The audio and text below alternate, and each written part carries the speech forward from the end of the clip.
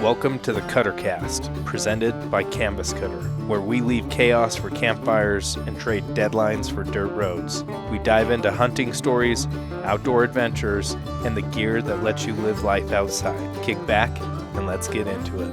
Buddy, come here. Let me just give you a hug. We'll hug it out.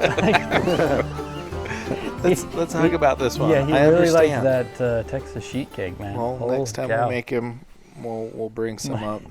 I'm like, didn't you have some? You can barely see No, it. where's that ice cream? It's like, but come to find out, it's okay. he did have a We'll piece. pull him out at the end. Yeah. they're perfectly covering it. He's so funny. You can see it in this one a little bit.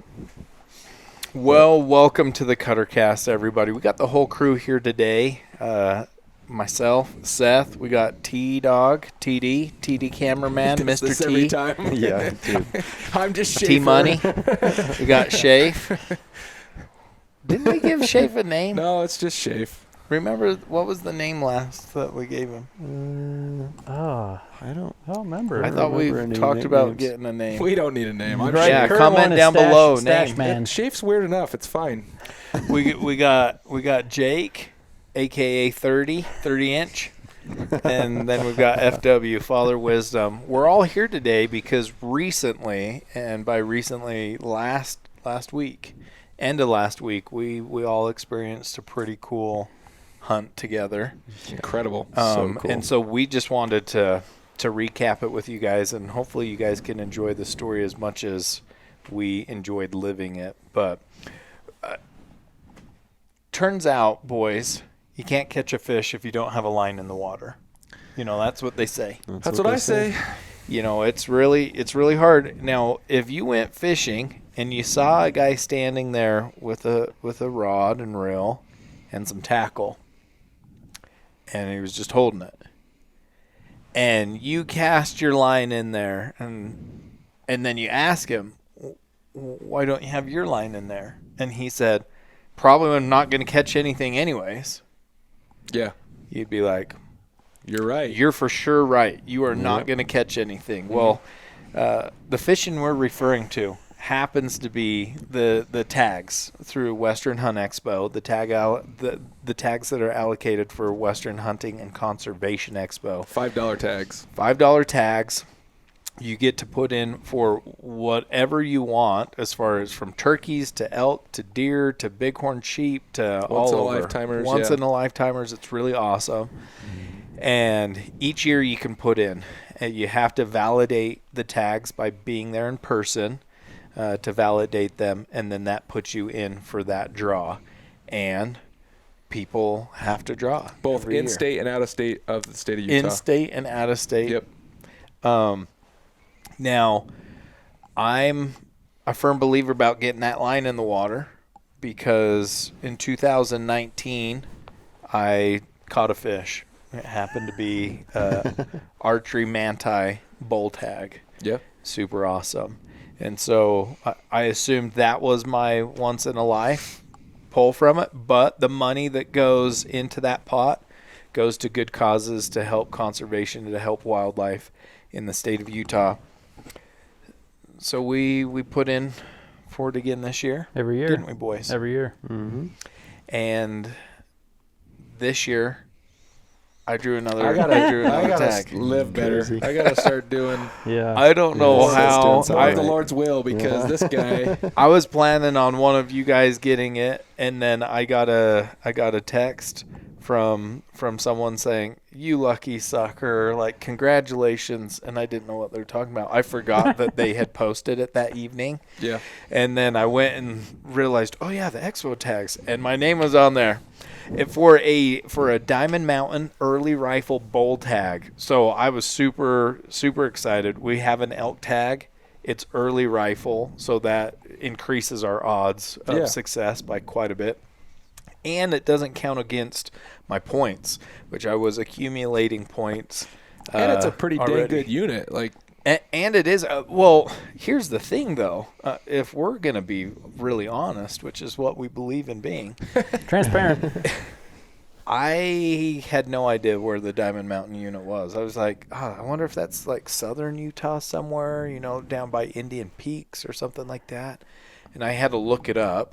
Nope, it's in northeastern Utah. And the photos that I saw, there were some decent bowls that's managed for a 320 class. But I know several units that are managed for 320, and well, I'm it's safe to confident you say can find Diamond bigger. Mountain is managed for 320 bowls. I am thoroughly confident after Right? spending time out there, it is managed for 300 to 320. Yeah, for sure.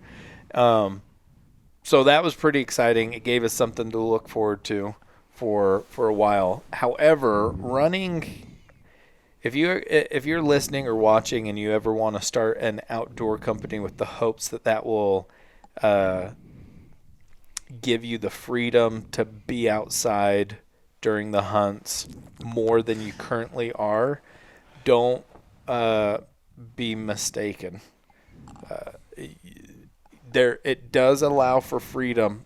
However, the busiest time of the year is right now during the hunts, and it's very stressful, and getting out is a huge sacrifice because there's things to get done in the office, and so it's kind of a juggle there. But things have been really busy this year for Canvas Cutter, and we're super grateful for that.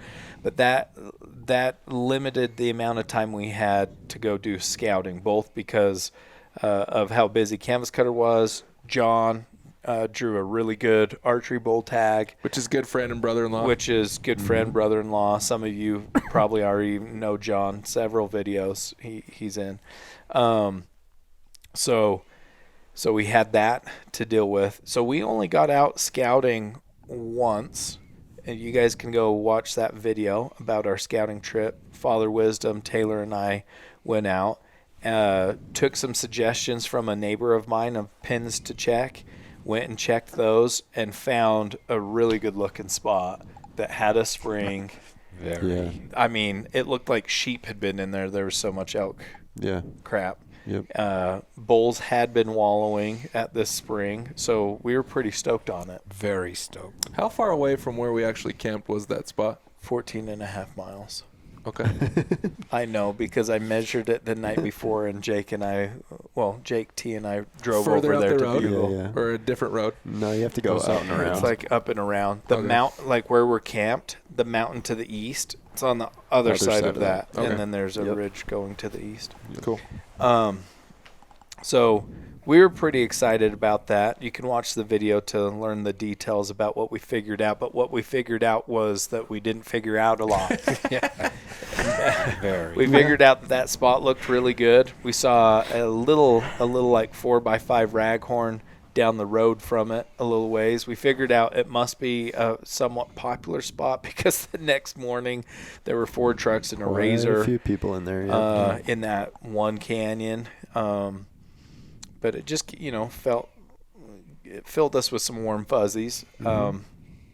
And then we checked a bunch of other spots. So I came home from that scouting trip actually a little confuzzled on what we should be doing. Yeah. I didn't know if that was the right spot. I didn't know if it would turn on when the rut got going and elk would move in there from Colorado. I didn't know where to go. So, me and a friend went out earlier, and we stopped in at the Fish and Game office to try to get some information. And I've never been there before. The girl in the office was fabulous. She said, well, most people just stay down low by the water and wait for him to come and get water. And so after we got out there, it sort of makes sense because there's these ridges and then these large sagebrush flats that some areas have like guzzlers where they pump water, and there's catch ponds, and it sort of started making sense. And the first time we went out, we went up that canyon, and this summer's been so dry, and when we hit that trough and wallows, it's like a little oasis. Traffic everywhere. I'm thinking we're gonna go sit here. We've got it this time. But and everybody else. And that's kind of what I was still planning on up until we had an incredible customer who happens to be a guide himself. He guides in southern Utah. Had a mule wreck, And luckily his mule was okay, but she rolled 3 times down the mountain and happened to tear his bedroll up. So FW, I need to give that to you actually before you leave today. And so he was bringing it by because he had another hunt on Friday that he needed to get out on and was wondering if we could help him get one quick. And I happened to have a return here that he could use. And so he was stoked on it. And I just thought, him being a guide, maybe he knows someone or something. Yep. So I asked him, hey, do you know anything about Diamond Mountain? He's like, oh, yeah. We've guided there a couple times. I was like, got any suggestions? Could you send me a pin? And he's like, yeah, I could totally send you a pin. And I asked him about what I should be expecting, and he suggested, 330 and better, you should probably be pulling the trigger. And I was like, oh, really? Because I had heard that, there's some bigger bulls there. And what he said coincided with what the biologist said, which was on opening day, if you see a 335 plus bull, you should be pulling the trigger. So anyways, a day or so goes by and I haven't heard from him. So I just texted him again and was like, hey, do you have some pins or some suggestions on where I should go look at least? And he sent me coordinates for one spot. We were a little underwhelmed. And I was a little underwhelmed. Usually people were like, oh, check this spot out. You can go here. If this is happening, go check. It was just coordinates. It was for one spot on one ridge in a saddle. And he's just like, go here. You should be able to kill a pretty good bull. So I was like, okay. Thank you. Hope things go good. So that's what I was going off of. That pin. My brother-in-law lives close by, and he was hunting spikes and cows before my hunt. And so I was asking him what he had been seeing and where, and he had some suggestions. But really, we're going off of pretty low intel, and the hunt was coming up. Had some crazy stuff with canvas cutter that we had to figure out. Got that figured out. And then Taylor, myself, and Father Wisdom headed out on Monday. The hunt opened Wednesday. What a journey to get there. It was a journey. My truck didn't start in the Walmart parking lot. Then it didn't start when we stopped at Mosita. Then I didn't know that. Oh, yeah. Yeah, he kept having problems. Having major problems. So Jimmy rigged, went to buy the part that we needed, and apparently you can only get it from the manufacturer, but T found it and ordered it so Jake could bring it down. The door actuator thing? No, This it's is for the part. battery. It's for the battery Oh, the terminal. terminal. The terminal connector. was bad. Super It was corroded. weird way they make it on the But yeah, Yeah. on that Ford, they make a real weird one with 2 fuses. So anyways, we had to Jimmy rig it, and we put like a screw bit, it's like a drill bit in it. to Father's hammering it in there to make it all tight to make on it the tight. terminal. So Doesn't we'll surprise give us me. a good connection. Drove out there, got to Vernal, and it was clearly storming up there. Heavy storm. Heavy storm. Oh, yeah. Lots of lightning and stuff. Yep. And so we were down in Vernal making a couple final last calls. FW saw a white 4-door taco show up at the gas station, and the guy got out and happened to be in camo. So Of course. he goes and talks to him. Classic. Is it that muddy up on the mountain? And he's like, up on the mountain? He's like, no, I've been out in the desert hunting antelope. What mountain are you talking about? He was very nice. Gentleman said, I guide up there. And I said, oh, you do?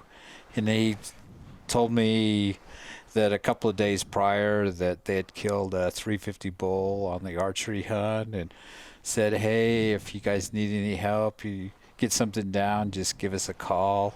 I should ask for a card, but he told me that. Give me a call, okay. But he told me, and super nice, and sort of said, hey, you guys, there's some good bulls up there. And so that sort of made me feel. That gave us some encouragement, Yep. gave us some encouragement. But we went up there. It was raining. Got to where rainy. we just literally where we camped. Mm-hmm. was just like, that's how I found that. Really? I was just like, I all we knew is that there was a road that went up the hill a little bit. Yeah. And so I was like, that's probably the easiest way in. That's it. That's all I was going off of. And then we got there, and when you first pull in, there's that little flat spot. So we just pulled in right there and threw couldn't out. have been better. Yeah. Couldn't line that up for sure. That was purely accidental. Like we had no idea that was there. Any of that was there actually. And so threw out. We threw out, and T's gone because I can hear him. I'm out, dude. I can hear him.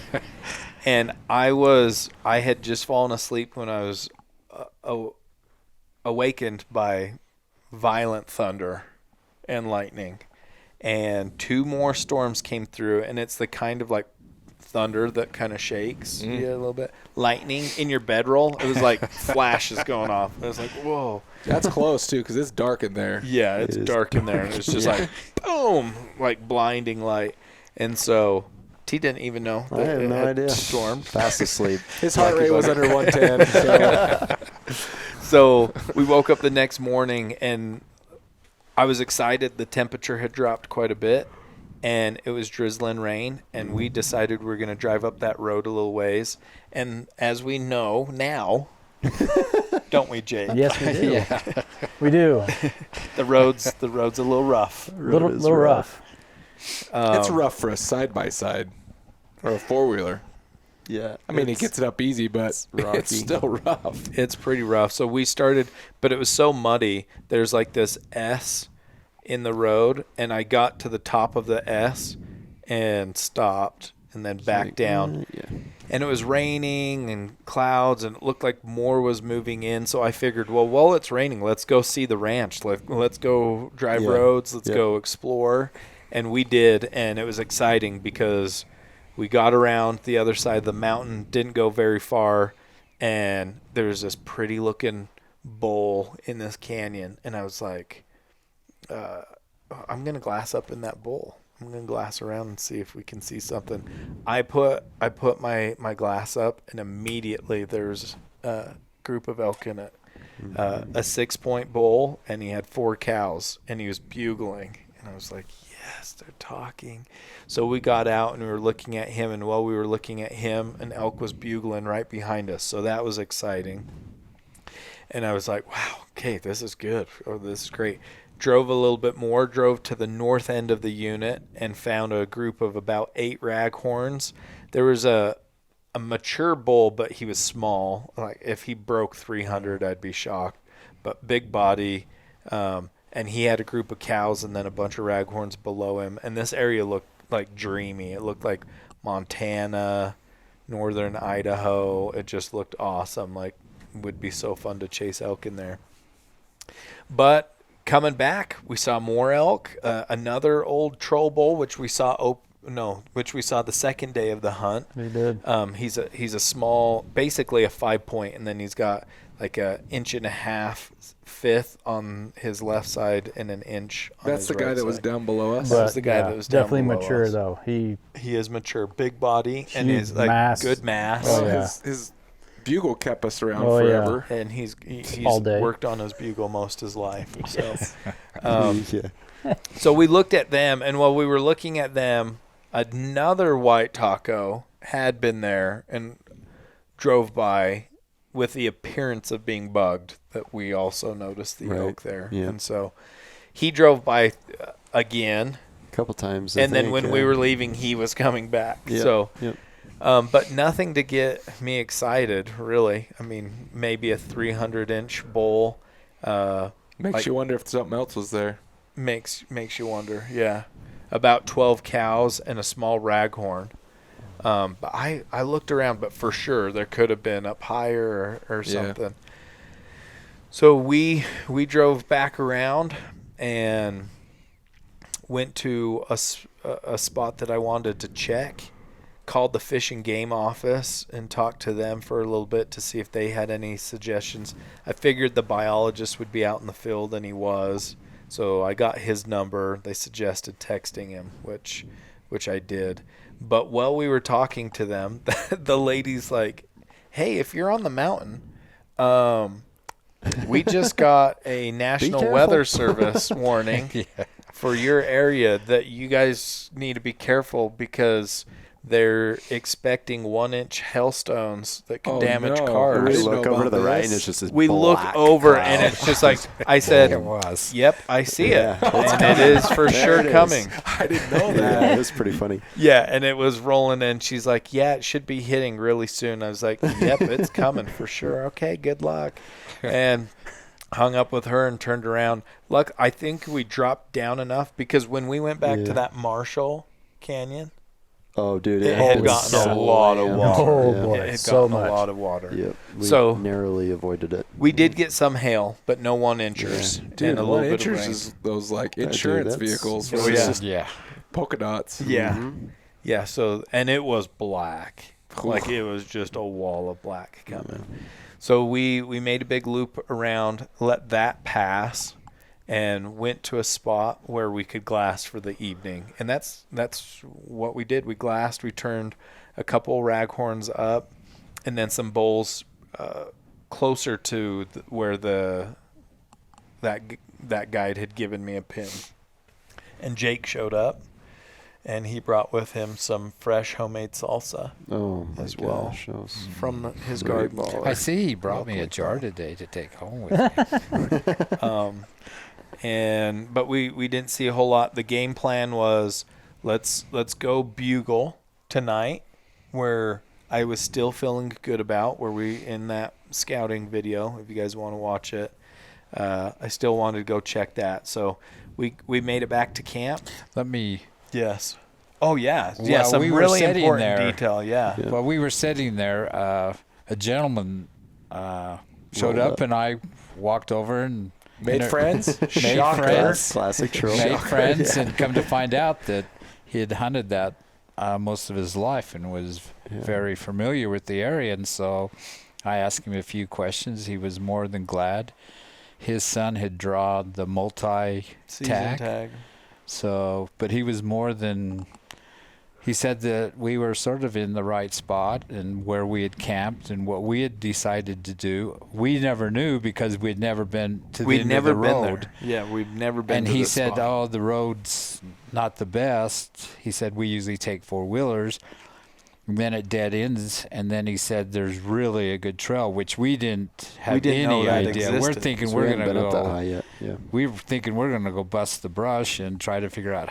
But he said, "No, there's really a good trail that takes, and then when you get in there, there's good trails on top that you can." So he was and he sort of pumped me up a little bit because he was saying, "Oh yeah, the area you guys are in, they usually kill. There's a possibility of like 380 bulls," and I'm thinking, "Oh, okay, 380? That's yeah, what he said. that's I think what- our scoring is way off. yeah."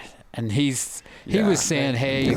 I think we're judging 340s at like 380. Yeah. He was saying that 350s are pretty common in the area that you guys have chose the right area. So, but super nice guy and willing to share information. It was nice, and he also mentioned, you can just stay right down here, and they come down to water.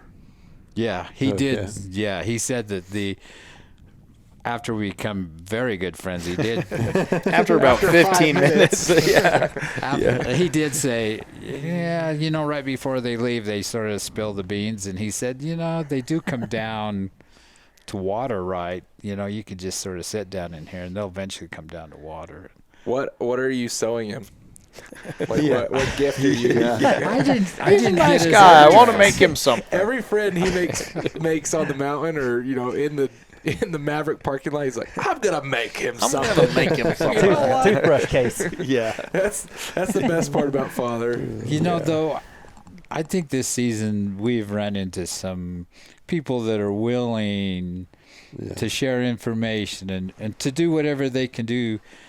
Yeah. Even Colton on John's Yeah. hunt. Oh, Colton. Yeah, we have run into some really cool, and awesome people. Yeah, and the cowboy. Cowboy, if you're watching, your Skylar, bags are too. half made. Yeah.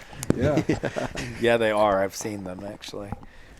So yeah, that is an important detail. So that got us motivated too and excited. Like, okay, we are in a good spot. Can I say one more thing about that, Please Seth? do.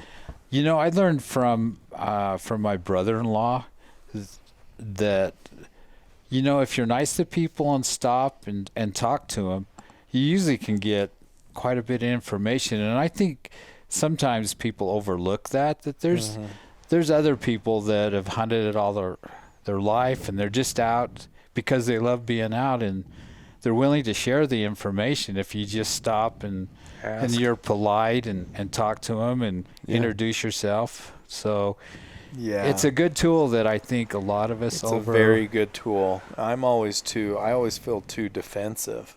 I'm always like, oh, you're going to pull up right next to me when we're glassing, and you're going to sit here and glass right next to me? Like, when I should be like, you're going to pull up right next to me and give me a bunch of information? This is awesome. And, you know, guys, just to be honest, when somebody asks me, I usually tell them, do you want me to lie to you or point you in the opposite direction?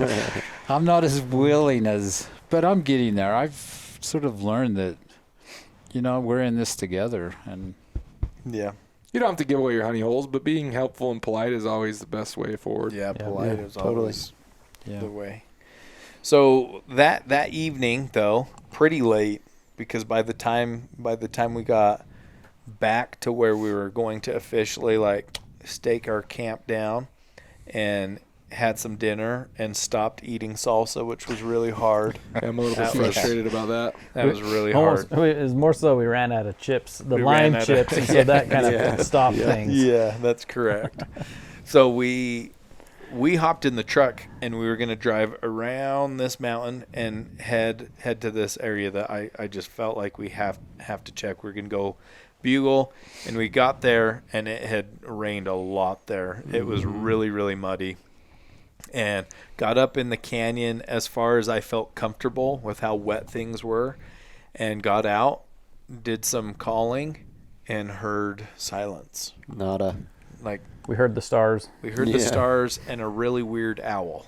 Yes, we did. I forgot about that. Yeah, it wasn't like your typical hooter owl. It was making some strange noises, and then it would hoot. But anywho, and then we drove back. Schafer had been journeying for he had been sojourned for a while.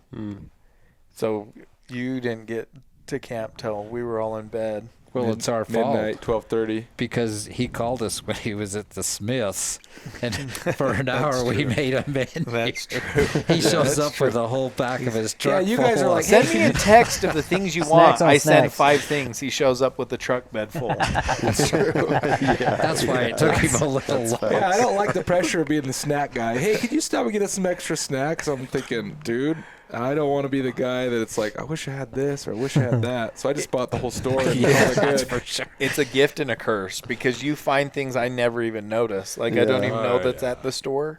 You got me addicted to those little peanut butter. Pretzel peanut butter things. Those are good. Yeah. It was fun. Opening morning. As they say, you only get a few of those, in your lifetime. You only get a few opening mornings. You got to really enjoy it. I'm getting a few less. And we got up, got ready, trucked up this road. And whoa, sure enough, back up. Oh, yeah. Okay, yeah.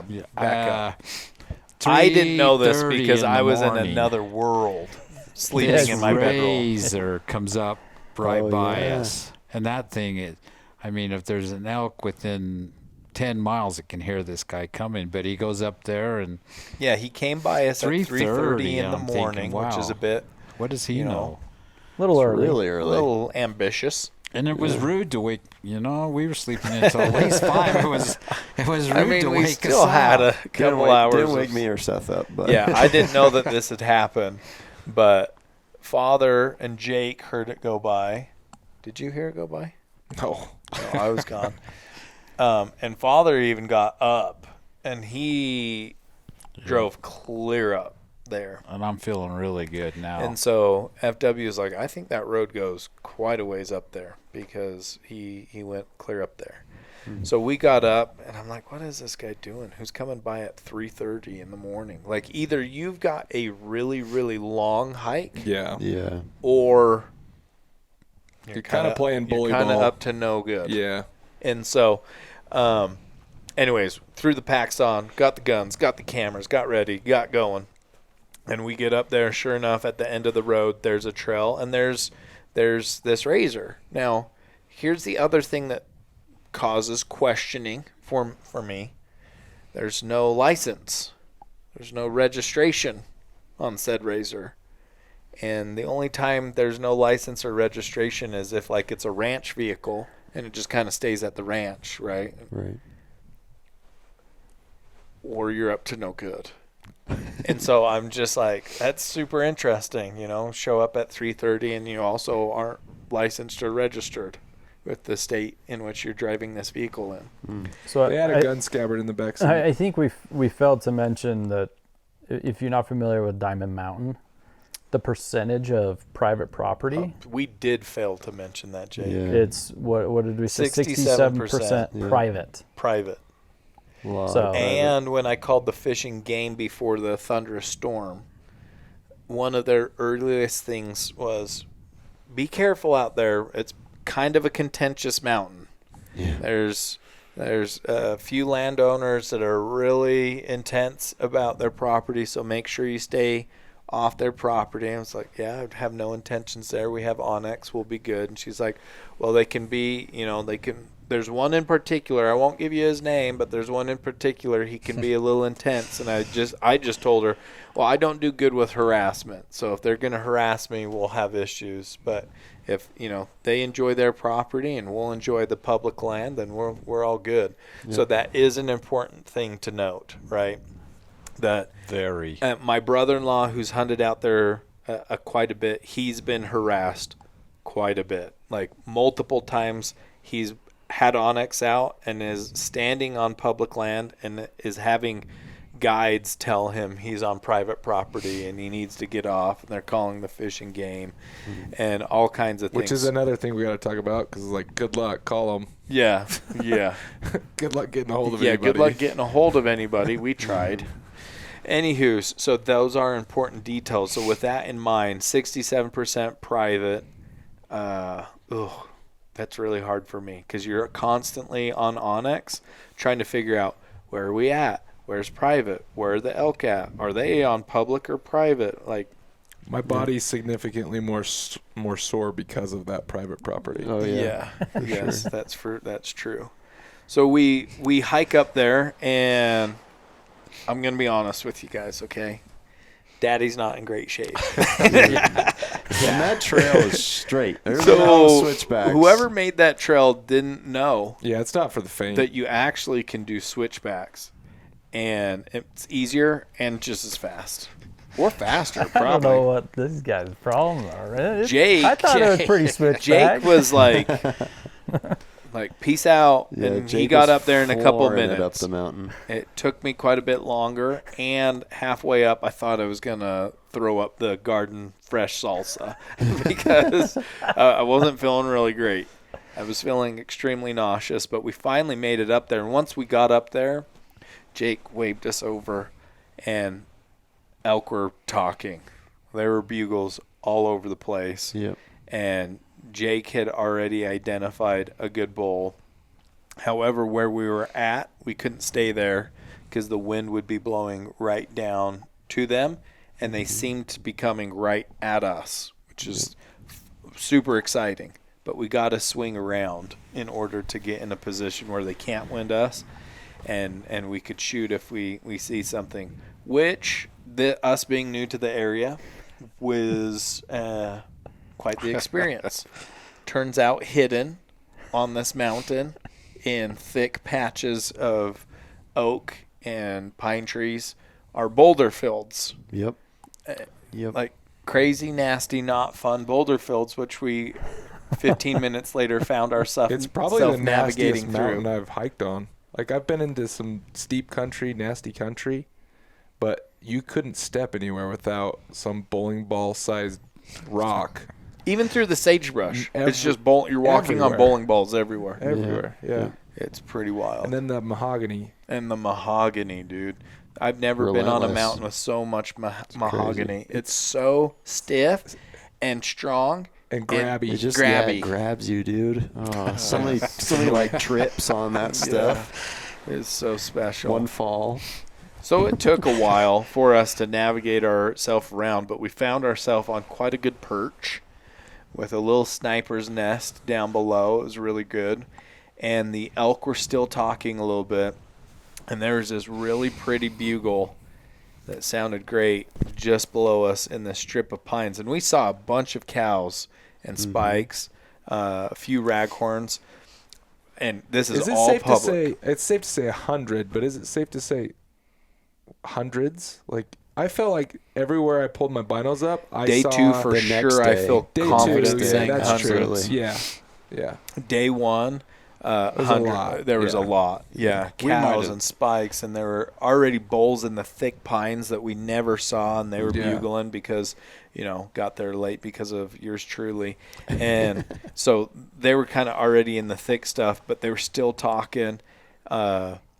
We had seen some bulls that weren't super great. Jake got a glimpse of one that he thought was good. And so that's kind of what we went and set up and figured, well, maybe while they're still trying to get to bed, maybe he'll pop out. So I'm ranging everything. I've got the gun ready. And he just never popped out. He went down this finger of pines. And how long did he stay there? All day. All day. So did we. All day. And so did we. So did we. And I so don't did think we. he moved 10 feet. I don't think he No. did either. All crazy. day he was bugling in there every now and then, and the bulls up above would bugle, and we had cows above us feeding out at the 1 o'clock stretch. Yep. A bunch of cows feeding out, and I just started getting antsy when they started coming out. I felt like I needed to be in a better shooting position, because if they're coming out and getting some feed and doing a little stretch, maybe he'll get up. Maybe some other bulls will I get thought up and for feed a little sure bit. he was going to get up. The one time he bugled, he sounded right on the edge of that I think he did get up, but just did 10 feet and laid back down. Like, it was so T and I dropped down to this little spot where I felt like I could shoot better.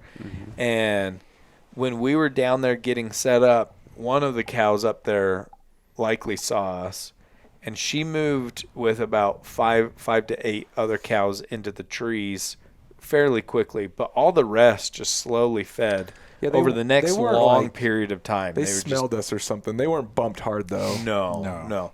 They just kept feeding across this opening up above us, and it was about 3:34. Yeah, midday. 3:30. Sure. Early, late afternoon, early evening ish. Well, mid afternoon. Yeah. We'd been sitting there all day waiting for this guy to pop out, and right above us. Whoa. The taco truck come in. Gosh dang it, I'm glad you guys are here, because I am jumping. I am jumping all over. Was that before or after? It was That's before. right, Father. That's yeah, why before, it's so That's a little ironic. That's good point. Strange. So that razor was there super early. We never found the guide or person, that was using that razor that went up. However, we're sitting there glassing, waiting for this bull to come out, waiting for a bull to come out. And down in the bottom of this canyon, there's private, because there's private everywhere. And we see a 4-door taco driving down the road, and it stopped, and they were looking at an area. And then in the bottom, just barely off of BLM, there's a pond on private. Pretty good sized pond. Pretty good sized pond, which is also ironic. And got a lot of water in it. Because we paid Natural Resources to dig a well on public land. It's one of those solar panel ones, and it's pumping water to this private pond, which I don't understand quite Frustrating. yet. Extremely frustrating. And I don't know why that is. I don't know why we can't have the pond on public. But anyways, so they come to the border of the pond, and the guy drops off a hunter and another guy, and they go up onto the BLM side of the hill and sit under some cedar trees, and he drives off. He drives a few blocks off and parks. He didn't. Yeah, he drove to the bottom of the valley, but he didn't drove leave. to the bottom of the drive valley. out. He didn't leave. And they had just sat down, and about 20 minutes after he had gotten to the bottom, And they saw us. they were glassing up They were at them. We glassing know that us. because we were glassed glassing them. Yep. Yeah. About 20 minutes after they were dropped off, above us, 3 shots. we're like, that's 4. 4 shots? Yes, there was a shot, and I turned and said, "Did you guys hear that shot?" I don't think you guys heard me say that. And then it was, pew, pew, pew. Last time I checked, I feel like I can shoot a bolt action fairly fast. That wasn't no I bolt cannot action. shoot, pew, pew, pew.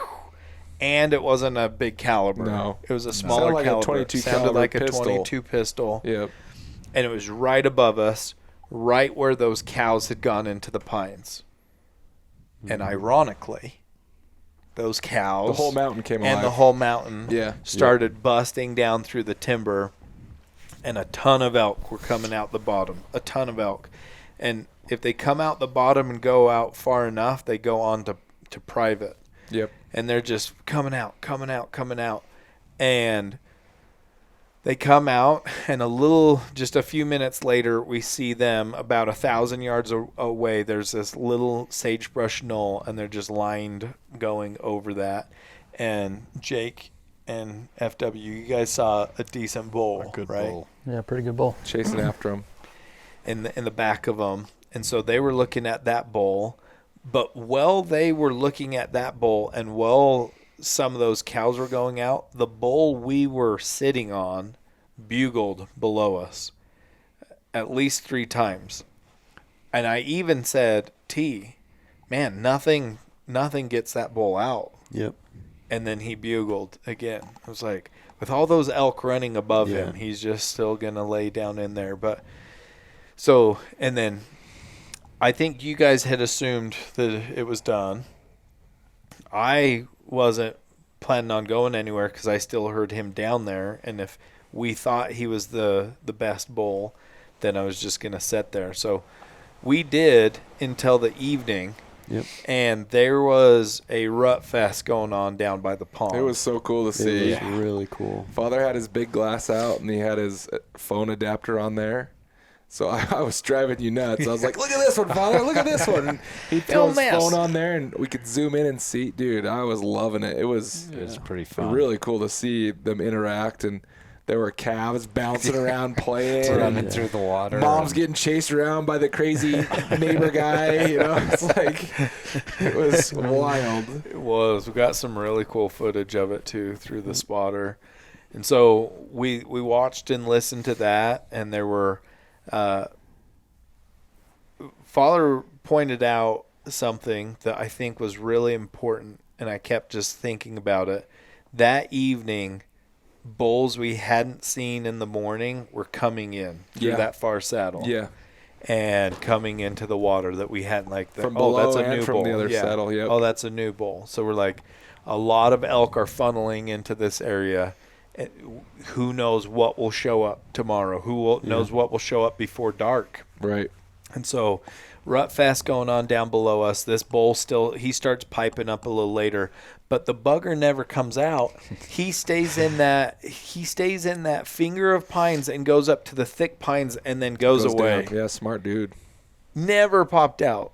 It just blew my mind. Crazy. And there were a few cows that came out because we sent. I was like, hey, Jake, will you drop down below us into these pines and start calling a little bit to see if this dude will come out, or to give him a reason to come out and come our way versus the opposite way? And you did, and nothing. Nothing. He's smart. In fact, he almost, like, I know he bugled once, and then he kind of quieted up. He did. And then right when you got back, he bugled. Yeah. Right when you got back, he That's bugled. crazy. We're like, is that a guy down there? Dude. Is that someone like pushing a button for elk sounds or something? His timing was impeccable. But day one kind of came to a close with that, just watching a lot of elk low and far away because of our friend up above us who shot his pistol, whatever they were doing. It was just ironic. It didn't make any sense. Made zero sense. Other than to drive elk away. Yeah. But it was a good day. We learned a lot. We learned a lot. Yeah. How they're moving and where they're moving and all of those things. So, I mean, it was not a wasteful day. It wasn't a wasteful day. It was a super good day. We heard a lot of elk and a lot of rut activity. We saw a lot of elk. We knew that you couldn't walk through the trees. A little more about the terrain. Like, avoid the tree patches. Avoid the tree patches. And the boulders. Well, there's boulders in there. We knew how to get to that spot, and we knew tomorrow it'd probably be better to be on the ridge across from us a little bit more so that we could see up in there to get a better shot angle and to glass them longer. So we left that night, determined that we were going to drive to the top of that road, and we'll just camp up there at the top right where the trail takes off. It was a nice spot. It was very nice nice. spot. And somehow, we had to have been really tired. Well, on the hike down, we're like, oh, this road's super good. Chill. We could do this. This road's not bad. Which it always looks like that when you're walking on a road rather than driving it, but it really felt like it was going to be fine. All I remember is those straight dirt patches of road. I don't even remember all the rock. But we went and ate and then loaded gear up because we were going to drive up there just so that we didn't have to walk 20 minutes to get to the trail to go up. And so I was in the lead, and it was rough. And there's one where I hit a rock pretty good. And you get past what I thought was the worst section, and then there's two more sections that are Bro, you have to register early for this trail. It's part of Jeep Safari. It was pretty rough. And I was just finally got up there, and I'm like, oh, man. Yikes. And then I get out, and I'm like, where's everybody at? I don't know where everybody's at. And I'm like, maybe they're just going way slow. And so we start throwing our bedrolls out. And I didn't realize we needed to park lower and go further back, and it's flat. Yeah. Where I parked, it's on a hill. Yeah. Oh, I wondered. And we couldn't find a flat spot. His father was further over, and I thought, oh, that's a better spot. If you go in where he is, but go past where T was sleeping, it's really flat. Yeah. Which I walked a ways away from the truck to go find a flat spot. I had my whole bedroll set up before we even heard Father coming up the road. Yeah, and finally Father comes up and he's like, Jake blew a tire out. And I was like, no, what? Like, yeah, he got a flat tire. So we unloaded Father's e-bike, and I buzzed down there. And you guys had it changed by the time I got there. We did. I mean, oh, that's quick. Mr. Tire Mechanic, Tire Pro over here. Yeah. Helped me out. Good got man. The Tire Pro here. You would have done just fine. Yeah, there was two rocks. One on this side and one on this side. And it's like, okay, which one do I miss?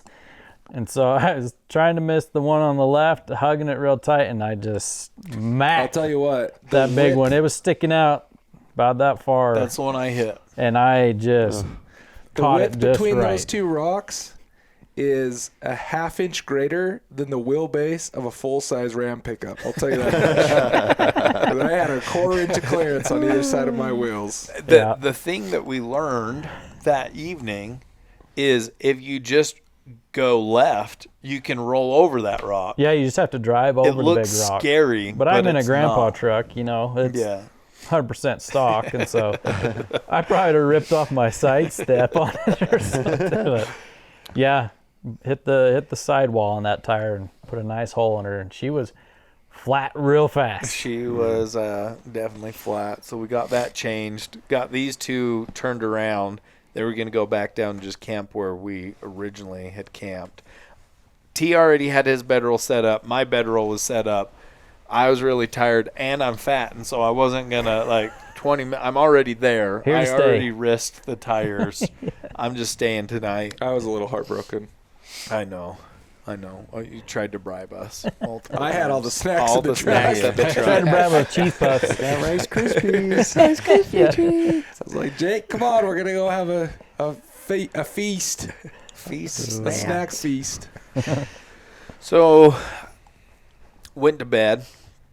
A little disheartened that we weren't all together, and that Jake had a blown up tire, and Schaffer's rim was scratched, and it's like, oh well. Tomorrow's a good day. Tomorrow's gonna be a good day. Went to bed, and we were gonna wake up earlier. Yep. Because of me. And we were going further, and we wanted to be set up at the crack of dawn when they're coming off the private to public to bed. We wanted to be set up glassing, so we were going to leave earlier.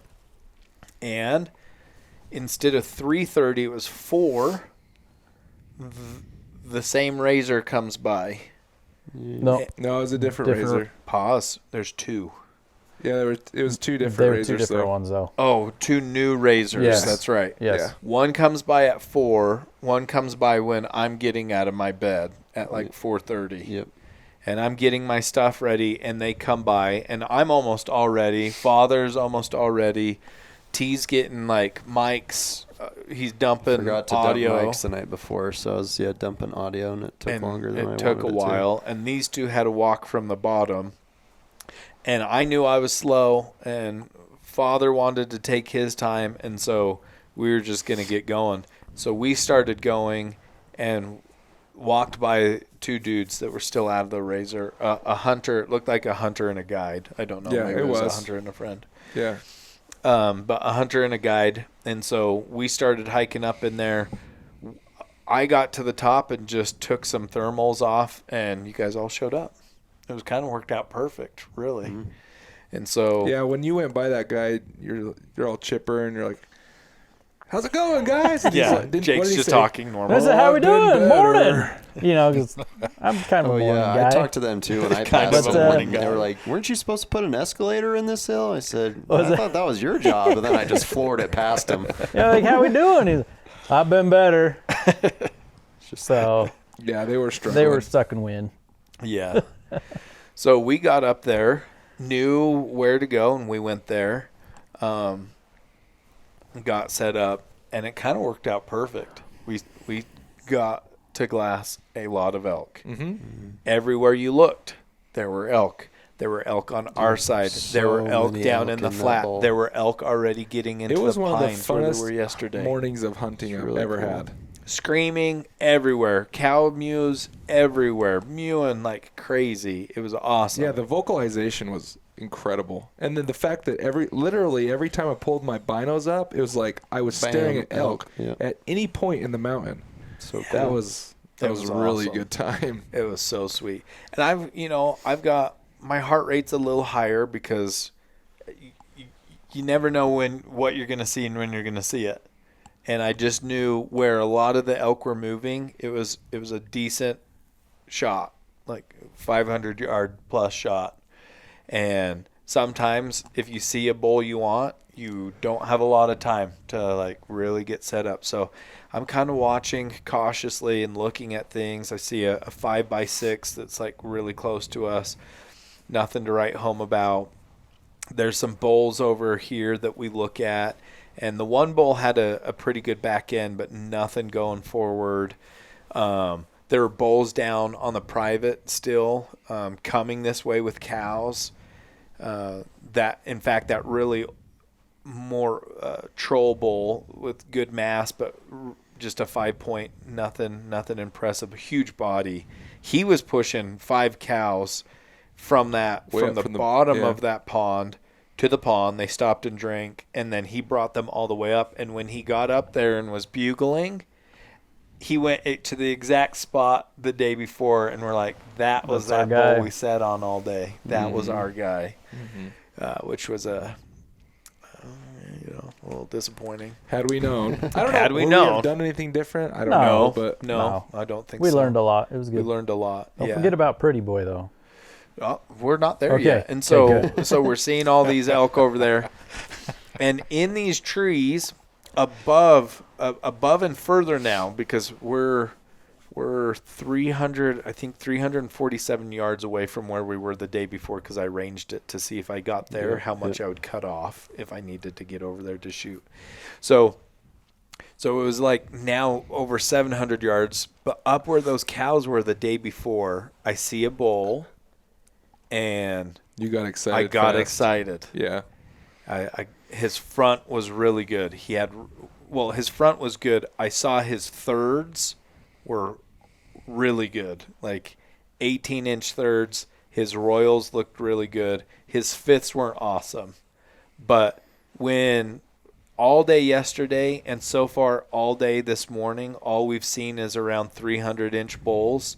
That bull looked like 330 to me. Decent mass, good front. He a little short, but it got me excited. I was like, I'll shoot a 330 because that's what the guide told me to do. That's what the biologist told me to do. Like, let's do it. So he moved into the pines, though. I never saw him go across that whole face. I caught him right before he was going into the pines. So I was like, dang, I wish we could have looked at him a little longer. Jake, you got a quick glimpse. His back end wasn't, like, awesome. Mm-hmm. So I needed you to see the front part so you could have been excited with me. I know. I wanted to. Shortly thereafter, Jake and Schafer are seeing another 6-point lower down on the hill running, chasing cows in the sagebrush. And we all start glassing him, and really pretty. We called him Pretty Boy because he's very symmetrical, really pretty 6-point bull, screaming, chasing cows, pushing them up higher into the pines. And Jake and Schafer were kind of sad because I was like, maybe he's 320. No, I must be really bad at judging elk because that's got to be better than that's a really good-looking bull. And he is a very good-looking bull, but it's the second morning. Like, second morning. We've got 3 more mornings. And he's pretty. He is pretty. So Father came and got the glass on him, started filming him through the phone scope, and I immediately decided I'm not going to shoot that bull. That's a bull I would shoot, second to last day or the last morning. We'll shoot that bull. I sensed some frustration. No, it's fine. No. It's okay. Yeah, they were disappointed. I'm just saying, hey, he's right there. He's right there. Range. He's a good-looking bull. He's That's really a good bull. Pretty. But, ultimately, it's your decision, your we tag. had seen it. I never saw the one that got you excited, and we were looking at other bulls, and that by far was like the most pretty symmetrical bull. And so I was like, "Yep, dude, if that's not good enough, I'm hoping we find something better because that one's pretty awesome." Yeah, I've hunted with Seth most of his life. That's true. Seth's very patient. Very patient. He wants to know what's around. He wants to look at everything and try to make the right. You know how you have the what if syndrome? Yeah. I have it with animals. I'm like, yeah, but what if I go to shoot that bull and that 330 bull drops down right there? Yeah. Now, how many of you guys out there have done that? I know it's happened to me. You see this nice buck, and you're thinking, oh, okay, and you shoot it, and then out walks the bigger buck. You want to know where it stems from? Drives me nuts. This is where that stems from. It's PTSD, and I'm not joking. My 12th birthday, on my birthday, in Region G, Wyoming, the last day I was going to be there, we had hunted pretty hard, and a small 4-point came out, and I knew I was leaving that day. And so Pat, my dad's friend's brother, anyways, he's like, there's a buck, shoot it. So I shoot, and my 243 was sighted in to shoot really far because where we normally hunt, you have to shoot across a really big canyon. And I shot over it. And so he's like, oh, you must have missed. So I jammed another shell in. I aimed lower, shot, dumped him like a bag of rocks. Right after he hit the dirt, 2 170, 180 bucks came out from behind him with a group of does. And it wrecked my heart just because I grew up chasing big deer. Mm-hmm. And so I just shot this basket 4-point, and there was a 180 10 feet behind him that I didn't know was right there. Had I just waited because there was room, there was like 40 yards. Had I just waited for him to keep moving, they would have come out. Yeah. I think that's where it comes from. It's understandable. But I need therapy. Pat should have said it too. I say a bull in the hand is better than 2 in the bush. And at that point, the buck was better in the hand than 2 in the bush. It's true, I guess. So, but that's where it stems from. So anyways, we watch this bull. They feed off, and things start dying down a little bit. All the elk are kind of going to bed. And there's a new bull down by the water. He was a 6-point. We were looking at him, really short, but pretty too, really symmetrical. Like he'll be a great bull at some point. We're looking at him. Schafer had dozed off. He was chilling. I was getting ready to have some snacks, and Jake was like, "Hey, there's a bull out there in the sagebrush."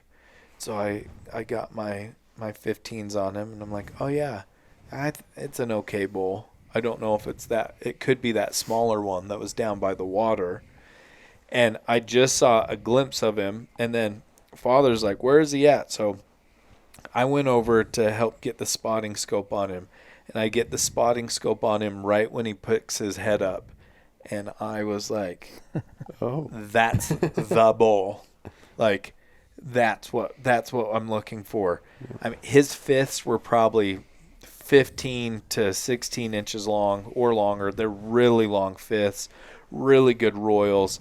The way he was feeding and moving in the sunlight, I couldn't get a good look at his front, but he turned at one point, and I saw his thirds, and his thirds were, like, really good.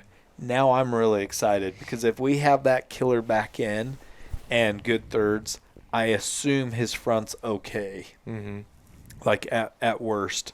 So I'm just like, that's him. Like, and Father got the phone out. We started trying to film him. We got some video clips of him. And I'm like, smallest, he's 350. I think he's 350.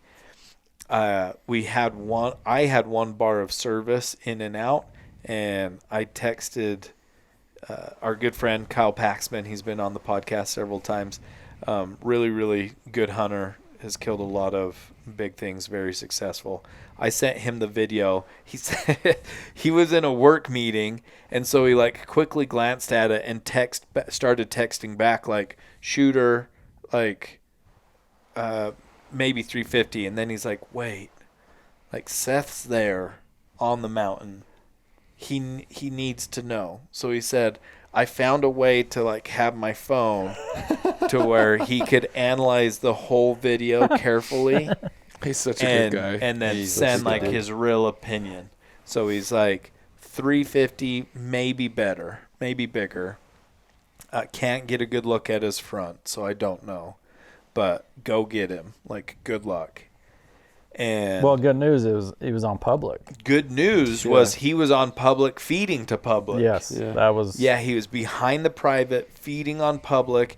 And at first I thought he was all by himself because he was by himself walking through this sagebrush the whole time. But after he had gone into the pines, I noticed some cows at the bottom edge of the pines. There were at least 2 there feeding. So I was like jacked on Mountain Dew. I was like, let's get our stuff, boys. That's the promised land. That's where we're going. And have we mentioned yet that the private parcel in that canyon in the bottom is that square touching the corner? I don't think we haven't yet. This is an appropriate time to bring that up, Taylor. Because he was beyond that. He was. I think it's time to bring up, well, these guys are always, I feel like we leave you meat eaters out of this. Well, we're looking at these elk. I am reporting on their loins and their hindquarters. Hey, that bull has some real big loins on it. Has some really They're good talking loins. about horns, but I'm more look at the rump roast on that beast. Father does regularly really point nice out cuts of filet meat. mignon on that one. So we don't mean to leave you guys out, but I am calling out their loins and the rump roast. You are. What a nice shoulder on that boy. So there is a private square in the bottom, and then they had bought a square mile section off the corner of that to where it kind of goes up the hill a little bit. Yeah. Just so if you want to hunt the public behind that private section, you now have to go up and around this other small square of private, but it makes it extremely difficult. A quarter mile. It's a quarter mile. Yep. Through a lot of thick deadfall and boulder fill. Basically a wall. Yeah. It's so thick. It is so thick. Yeah. So we knew we had to get around that. We hadn't been over there before, so I didn't know. Maybe the elk had a trail and it would be really easy. Maybe it would be hell on earth. We didn't know. We did know a few things. One, that bull's 1,600 yards away, and that's where we need to be. Two, there's probably 200 head of elk to our left. And the wind's in between us and where we need to go, and the wind's blowing up. So if we walk underneath them, it's going to blow right to them. We're likely going to blow all those elk out. That's like high probability. But again, my thought is there's not a bull in that group that I care to go after. So if they blow out and go over the ridge, great. That's where we're camped. We'll shoot them on that side. Shoot them on the pond. And if not, it's okay because that's the bull we want. Like that's where we're going. So we get our stuff together. We make a rough game plan, and we work our way off this mountain. When you guys decided to do this, I thought there's no way we're ever going to, because it's a big mountain. You told me. It's thick. I said, the chances of ever catching up to that thing or pulling him out is low. But then I thought, I could sleep the afternoon right here, or I could go like through the jungle. So we ended up. So we took off and we went underneath those elk, and I didn't hear the mountain move. I didn't hear anything bust out. We probably bumped some, but it wasn't hard. Yeah. We didn't hear 'em. Yeah. I think the only one we bust was our buddy in the pines. I think he drifted off a little because battery just shut up. Yeah. Well, we went right close to him where he should have been. Oh yeah. Never heard him. Never heard him, and picked our way well around the private, keeping more than probably we needed to between us and the private. And it was thick. Yeah, knowing what we know now, we should have went way closer to the boundary line because it was a lot easier. We killed ourselves. We killed ourselves to make sure that we're good. Lots of good footage of that. Lots of good footage.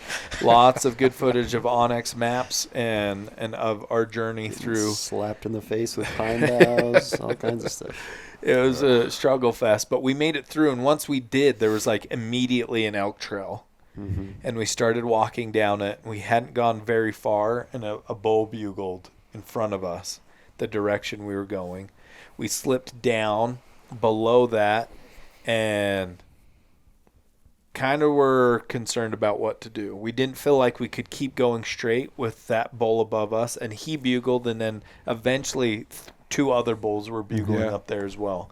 And so we felt down here where we're at, for whatever reason, the wind was kind of blowing at our face and to the northeast, up the canyon, which was past these elk. So even though they were just above us, the way the wind was working, we were kind of safe for now. So we thought, maybe let's chill here for a minute. So we did. Father Wisdom busted out a good alpha nap. Yep. Very good. We hung out there for a little bit, and Jake, that 1 o'clock stretch came, and they were clearly more active, could hear some mews, and they were bugling a little bit more, and Jake had about enough sitting there. We all understood that either that bull was in with these bulls, or we have to get past these bulls anyways. Yeah. So, I want to see what it is. Maybe it's a good bull. Yeah, and Jake's right there parked. Exactly. And Jake's like, well, we have to go through them anyways. It was super trippy.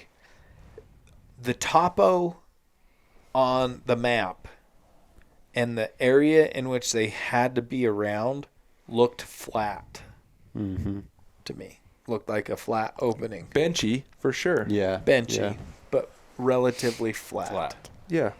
And it wasn't. It was fairly steep. It was open. A bench did not exist. Bench, there was really no bench. It was kind of more like a slide.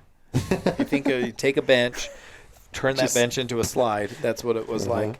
And the plan was Jake would hang behind us a little ways. We'll tippy-toe the best we can, as quiet as we can, keeping the wind in our favor. And Jake would cow call, keeping them talking. And as long as they talked, we could get in there. And I'll be honest, we went a lot further than I thought we needed to go before we were going to bust them. You know, when you we came out and it first kind of opened up, I thought they were in there. So did I. I think they were. I think they were on the far end of it, but you think they just? I feel like they drifted a little bit. Kept moving away from us. Maybe they did. I think as soon as he started calling, a matron cow was like, "Nah, girl, this is my man," and just like took everybody and left. Which is by the way, if you're not watching this, you should. That was fantastic.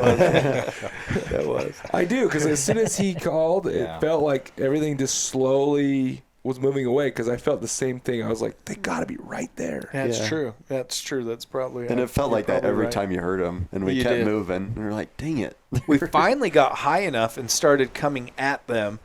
And when we started going at them, I look up, and here comes a calf. Like just busting down right by us, probably 30 yards. And it stopped and looked right at me and T. And I was like, oh, crud, it's going to bust out. And then it turned its head and just kept going to Jake. And it's like, thank you. We went a little bit further. Boom, here comes this spike. Yep. Like, bless his soul. Calf. Yeah, another calf. I mean, like 10-inch spikes. Busting down to Jake. I'm like, oh, this is great. But at some point, they're going to hit Jake. And when they start running away, I hope he bugles. So the elk are just like, oh, a bull push this calf off. But we probably make it 30, 40 yards closer to them, and they're right on the edge of this really thick stuff. Dude, you could feel it in your chest. Like they were close. Bugling. One's up above us still, about 100 yards. I think the bull we end up getting is right here, and then there's a bull behind him. But he's right on the edge, and I'm looking at the edge, and I cannot see him. I can hear him. We're close enough that, like, when he's doing, like, a soft rake on a tree, I can hear his antler, like, vibrate. You think your bull was the one that was above us? No. Okay. Straight in front of us. Straight in front. Agreed. Because he glunked a couple times. And he was the most worked up and aggressive. He was the most worked up and aggressive. And we get a little closer, and a raghorn comes by us. Like, I probably could have taken him with a sling. Like, I probably could have thrown a rock at it and taken him. He was, like, pretty close. Yeah. And I'm just like, at some point, all these elk have to be hitting into Jake. I don't know what he's doing when they're showing up. Maybe petting them or something. He's feeding them. But because they're not really coming back. We get, gosh, I don't know, 50 to 70 yards from that really thick tree line, and I see a cow elk looking at me. Oh, I didn't know this. And I'm like, oh, dang. I'm like, I don't even know, Taylor, if you heard me, but I'm like, T, there's a cow right there. Yeah, I think I did. And I kept putting my hand out. Yeah. There's a cow right there. And she looked and turned and just walked. She didn't alarm bark? She didn't alarm bark. No. Who alarm barked? Someone below us. I thought it was that raghorn. That's what I thought too. Because it was short. It wasn't that long after he had gone down. It wasn't that long after he had gone down. I don't think it was alarm bark. You know how bulls do it where they're like, I've come this far. Where are you? Yeah. That's kind of what it was like. It could have been. It was a different. But that cow didn't bust either, but she saw something she didn't like.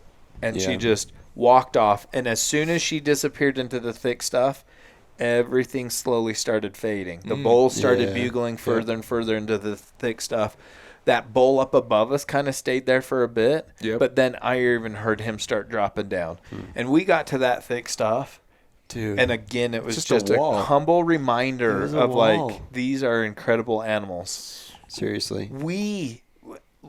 Imagine that. I hope the head, camera's dude. picking this up, but like Taylor's a thin, Jake's a thin, 30-inch over there, 30-inch over here, 32 32 here. Like it's so thick they can't go through it, and somehow these bowls with a rack on are making no noise. Crazy. So Going crazy. through there, it's super wild. But I swear, every other tree was rubbed. Oh yeah, And like so the much. dirt was powder. Yes. There had been so many elk in there. So many. Yes. It was awesome. It was awesome. So we quickly, there was a dead head there that had been eaten by squirrels, which was cool too. But like right where they had been hanging out, I thought that was kind of a good memento. But we were sitting there. We quickly decided, Jake, you drop back again and do a calf distress. Let's see if we can't pull them out. Like, let's get these cows coming hard back and getting that bull worked up because these cows are working back. So we went, got set up. Somehow Jake for 30 minutes. It was impressive. It was impressive. Seriously. I was like, his mouth has to get sore at some point. He going at it. periodically would Text do in the group like chat, a 'cause lost we calf. had- Yeah, we had service right service. It was good motivation. More calf distress. Keep it up. They're coming back, and they were. He started pulling them back to the point where they were on the edge again, and I heard cows straight in front of me, sure. and that bull back about where he was before, and nothing though. They never came out. So the second and then drifted away, and they were drifting away faster this time. They were moving away. And by the time Jake got back, we looked at the watches. We're like, it's 4, almost, it was like 4:20. It was 4:30. 4:30. Yeah.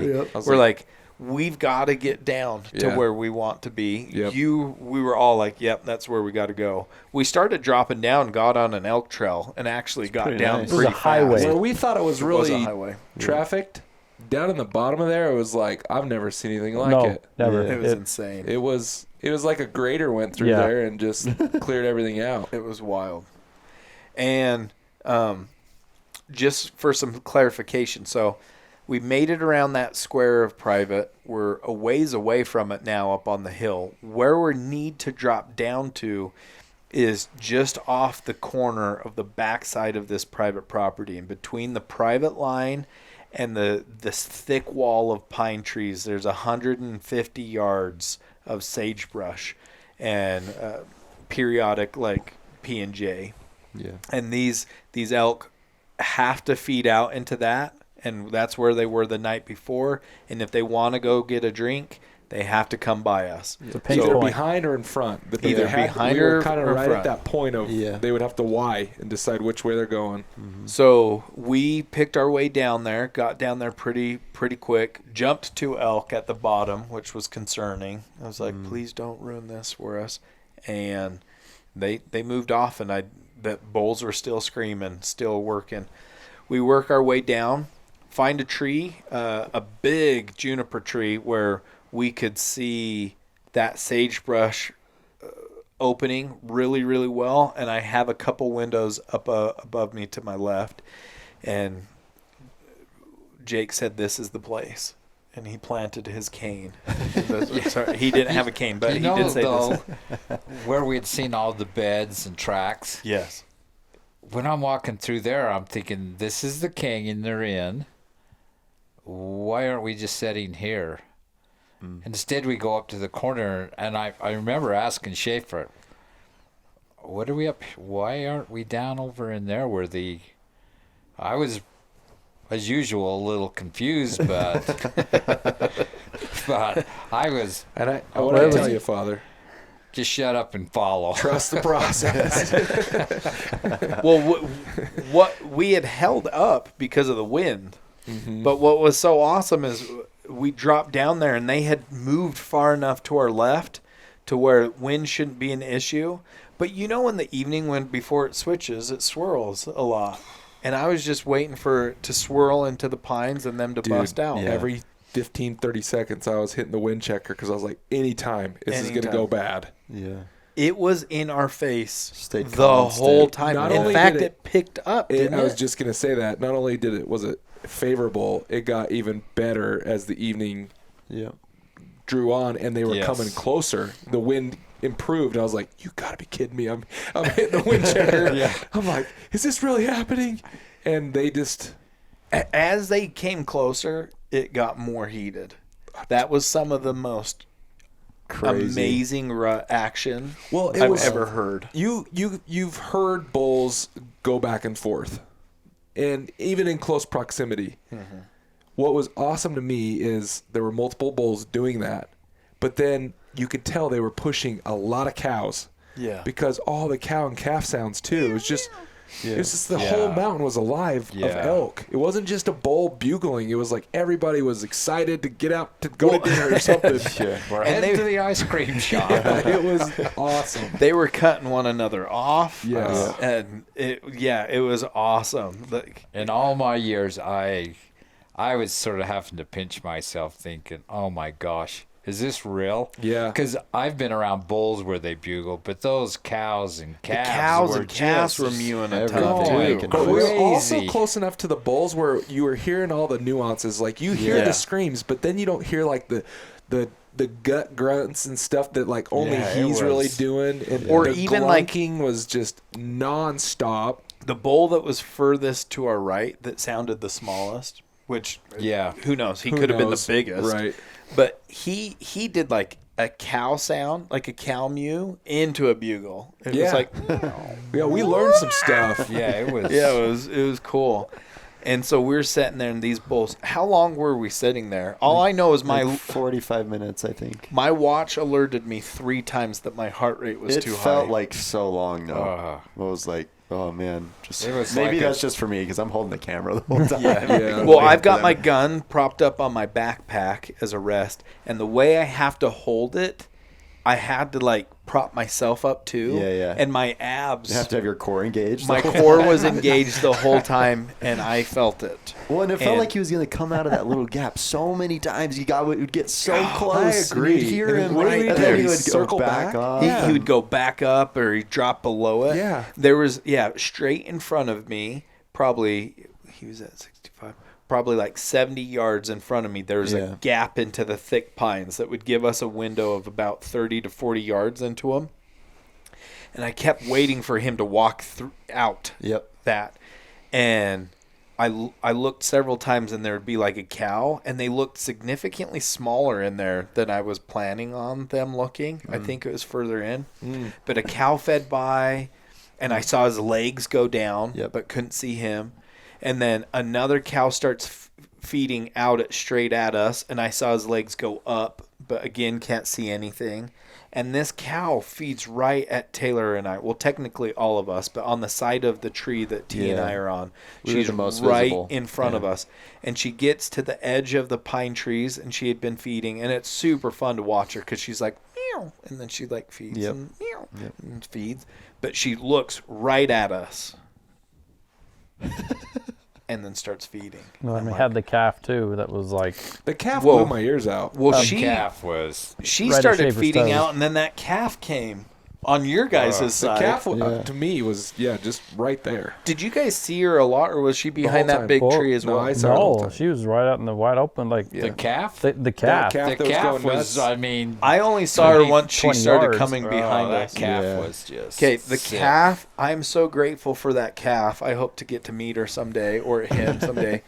Made the coolest noises I've ever heard. Like whines that I've never heard before, little tiny subtle sounds, like buzzing. Although it sounded just like Jake earlier over there doing it. I'm thinking, Jake, be quiet. The elk are coming. It did. It sounded a lot like Jake with. It was so cool. That was cool. That calf. That calf was making super cool. And then noise. the mom would mew and say, "Calm down, calm down." And that was what was neat, because she was obviously like being either impatient or I can't see mom, so I'm going to be lost, right? Mm-hmm. Yeah. And then you'd hear mom. You'd hear a more mature mew in the back, was so cool. Hey, ding dong, I'm back here. Relax, like chill out. Down. Yeah. I'm thinking she's just, or it could have been a he, just trying not to be the herd bull or the herd cow, because that calf was pretty much leading the group. Yeah. Well, and I was getting anxious because I knew the cows would come out before the bulls. I just didn't know how many cows would come out. I was worried. And there's at least 3 bowls in here, and it could be 3 dinks. Yep. It could be 1 good bowl and 2 smaller bowls. Which one's going to come out? Right. Yeah. Because whenever a bowl comes out and there's going to be cows out already, our window of opportunity starts to close. Big time. Right? We're going to get busted at some point. And with this cow 40 yards now in front of us, feeding and looking up occasionally, and that calf coming behind you guys, I'm just like, they were on the edge screaming for so long. I'm like, please, you just come out. So much praying. Just come out. So much praying all day long. Please happen. All day long. A significant amount of prayers were sent to heaven. And it seemed like they were all getting answered because somehow the wind had been perfect all day. Yeah. And like it's unfolding. They're coming right to us. They're on the edge, but like right in front of where we sat. We could have sat under like 12 different trees, and they're coming straight to the one we're sitting under. And finally, to my right a little bit, the sun's coming through these pine trees, and I see a bull shadow. And I'm expecting him, so I swing over to my right, and I'm expecting him to come around that pine tree. But it doesn't. He swings down to the right where I can't see him at all. And I'm just like, please be the good bull. Please be the good bull. And so I move my rifle over, and he bugles down there, and he starts to come back. And Jake, I think you could see him before I could see him. Yeah. Because you said, that's a good bull. That's a good bull. That's a good one. That's a good one. And he starts going. And I said, big loins. Big loins. So I hear Jake say, that's a big bull.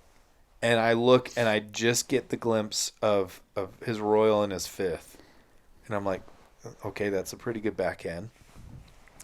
And he's going through the thick stuff, comes around that pine tree and out into the open. And I just saw his front, and my brain must have connected that front with his back, and I said, I'm going to take him. Yeah. Boom. And he dumped. He hit so hard. More than 3 feet just right there. So he dropped pretty darn hard, and I was just like in literal shock. I know people say that sometimes, and you kind of are like, no, like you knew something was happening. No, like the bull that we just shot, thinking initially it was the bull we were going after. It's not, by the way. Sorry to break the news to you, but it's not the initial bull we were going after. But he came in an opening 64 and a half yards in front of me, perfectly broadside. Crazy. Like stud bull. That calf did go behind you guys and wind you. Yep. But she came back and kind of stopped, and she was mewing. But guess what? They were all mewing.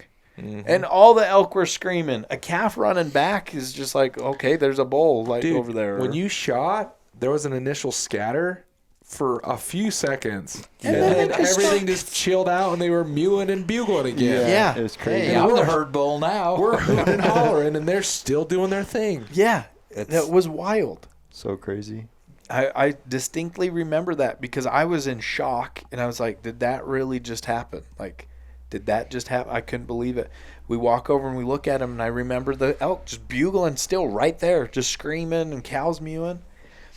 And it was incredible. It was incredible. Stud bull, super good front. So awesome. We were all incredulous. It was just, like Father said, pinch me, right? It was just too good to be true. This is the best I've ever. Yeah, the whole experience. The thing, though, that back to the very beginning of this, when you're talking about the fishing, well, see, when you decided to go after him, I was the guy that, no, I'm not going to cast my line. And you're the guy, I'm going to cast and reel. Well, you can't. Yeah, you're not going to get that bull sitting where we were at. That's what I learned. If you do not engage, you're never going to kill it. Yeah. And man, that just came together like nothing I have. We were in the. I mean, for this whole mountain to be in that perfect. Well, it was just the big message here though is recognizing the Lord's hand in all of it. Oh, yeah. From drawing the tag, initially, huge blessing. The difficulty in getting the tag, there were some mix-ups there that it was looking bad to where we weren't even going to be able to get you the tag. Yeah. Like just never hunting there. Never. Literally every single step of the way. If you go back and look at it with the right lens, you can see the Lord's hand helping us along the way. It felt very much like preordained and destined. And I know that might sound weird to some of you, but it doesn't to me. And I 100% believe that we were being blessed with this experience so that we could experience it ourselves, in turn share it with you guys. Yeah. And it's a huge moment for us as canvas cutter as well. Like, T, you've got over 20 hours of footage. So much. Some of that's got to come out to be so much snot coming out of my nose. I had to do it. I was sick the whole time, and oh, that was But when you finally shot, we were all so incredulous and just like, could that have just happened? Yeah. And then emotional, right? Because it was just like I was very emotional. We all were. It was like an overwhelming sense of gratitude because, T, you said you were praying a lot. Yeah. I was praying a lot. Oh, yeah. Every single one of us were throwing prayers out as fast as we could go because it really is his work, his blessings. Yeah. Even I super silly things, but like when Jordan, the guide who gave me the pin that's on the ridge that we ended up getting on, I never answered the door in the middle of the day because it's always a sales bro wanting to sell pest control or something, or someone from the neighborhood bringing my wife something. Right. And I'm just like, I'm down here working. Like, I'm working. Knock on the door. No one's home. Yeah. He knocked, and then he rang the doorbell, and I was just like, whatever. I'll go see who it is. If I had not done that, we wouldn't have got the pin to encourage us to even check that spot out. It just seemed like everything. Anyway, over and over again. And then we got him cut up, put up into a tree because we had quite a journey out. Oh my gosh. Oh my gosh, bro. Bubba. T's like, hey, my friends might be coming by. I'm like here? Yeah. It's 10 o'clock. His location, he was on top of the ridge. I was like, well, I sent him a pin for where we were, but I wasn't sure if he was going to actually come or not. Oh my gosh. And then he was like, I got on top of that ridge. He texted me. I look at my phone after Seth put this bowl down. I'm like, well, we got a bowl down. Here's a pin if you want to come over. Just make sure you avoid this private area. Bro, when you said that, I was like skinning out the hindquarter, which skinning out, you can go pretty fast. You said that.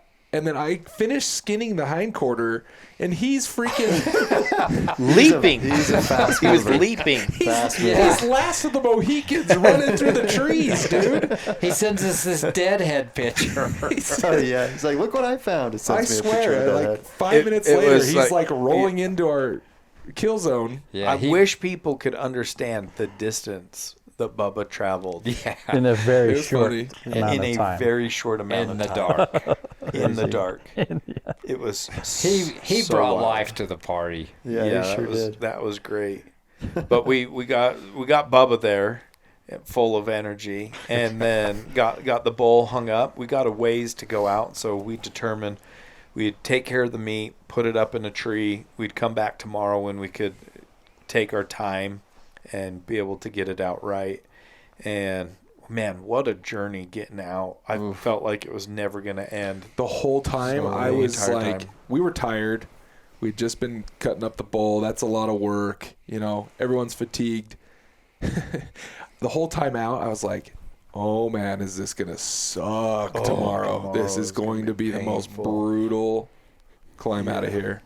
Yeah. And I don't know. When we got to the top and we started heading back to find the trail, I didn't think that was like the never-ending going across the top. Oh my gosh! The whole time. I was sitting there. What are we going the right way? I know. I told Bubba twice. I'm like, I do not know how we're not at the trail yet. Like this is going on forever. It went forever. It just never ended. But able to get a good night's rest, and then the next day The next day, Jake almost died. Oh my gosh! Yeah, I forgot about that. Yeah, Jake, share how you almost died. Jake, tell us your near-death experience.